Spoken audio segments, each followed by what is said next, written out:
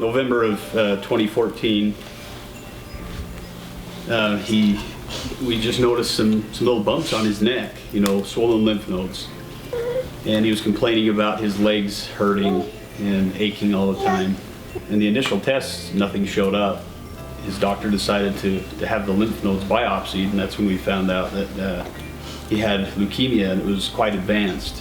When the doctor originally called me, he called me on the phone. He kind of said, "Are you sitting down?" And I was actually kind of holding him at the time because he had just had this surgery to get the lymph nodes biopsied. And so I said, "Yeah, I'm sitting down." And he said, "Okay, well, I need you and your husband to come into the office right away." And I think I was just kind of in a zone, like maybe kind of like Hayden, like not believing what he was saying.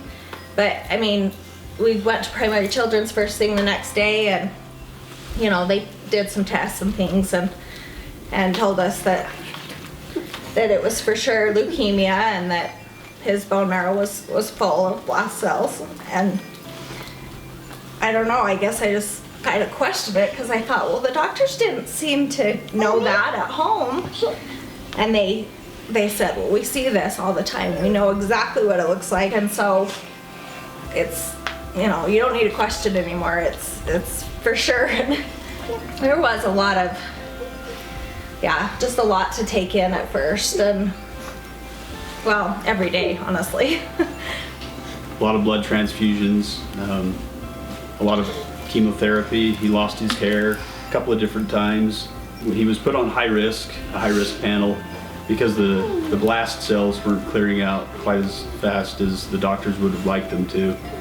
So we've still got about two plus years left of treatment. Do you remember how you felt? No. Not really. Kind of scary to meet a lot of new people. All the doctors and nurses kind of made you pretty nervous, huh? But we were always right there by you.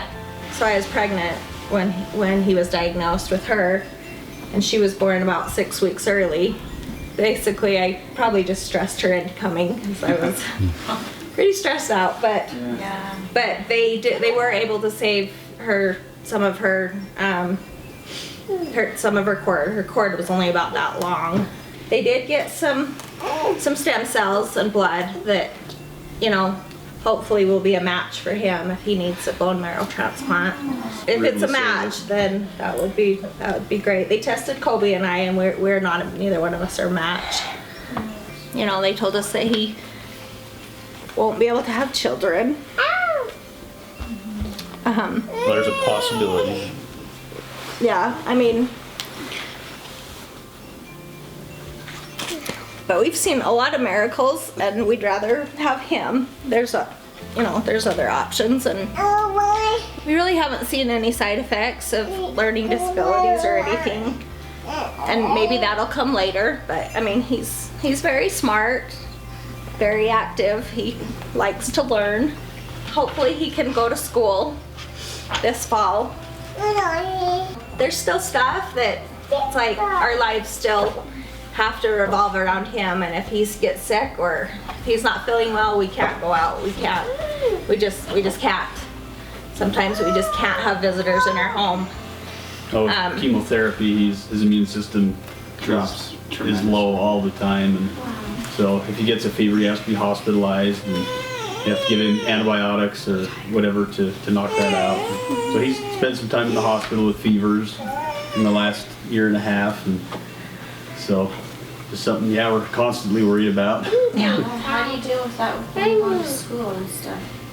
I know. They wash their hands a lot. As soon as they come home, as soon as they get in here, we have hand sanitizer everywhere. Going to church. They're good about washing their hands. We basically take him to sacrament, and then he either goes to my dad's house or we just come back home. I think our priorities instantly changed. I think we instantly had a wake-up call of just time, you just really never know. And so definitely I think we've become closer. I think everybody's had to adjust to kind of revolving our lives around him. I mean, literally from day to day. Can you show Spencer your port where your medicine goes? Show him where we put your medicine, where all the doctors put some of the medicine. It's okay, it's okay. Ah! Oh, look at that cute belly. Awesome. See? Cool scar too, huh? Yeah, way cool scar. Girls love scars. Right. You kind of have a lot of scars on your little body now. From being poked and prodded, huh? You're pretty tough.